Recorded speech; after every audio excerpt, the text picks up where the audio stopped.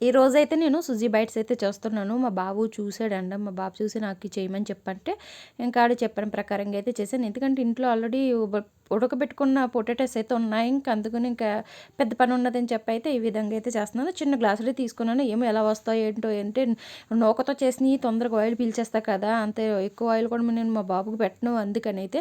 కానీ బాగానే వచ్చినాయి. బైట్స్ కింద ఇవన్నీ చేశాను కదా! బాగానే వచ్చినాయి. కొన్ని అయితే విడిపోయినాయన్నమాట. క్లమ్జీగా అయిపోయి విడిపోయినాయి. కానీ రౌండ్‌గా ఉంచినయి అయైతే బాగానే ఉన్నాయి. ఎక్కడ విడిపోలేదు. ఇలా ఫోర్క్‌తో అయితే ప్రెస్ చేసాను చూడండి. ఇవైతే విడిపోయినాయన్నమాట.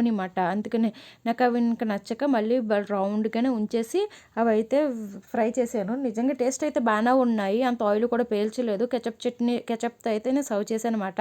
ఒకసారి మీరు కూడా ఈ విధంగా చేయండి. పిల్లలకు కొంచెం కొంచెం వెరైటీగా పెట్టండి. అంటే ఇది ఎవరికి తెలీదు అని అనుకుంటున్నారేమో అలాగని కాదండి. నా ఛానల్‌లో ప్రతీది పెట్టాలన్నది ఏ ఒక్క ఐటెం కూడా మిస్ అవ్వకూడదని నేను అనుకుంటున్నాను.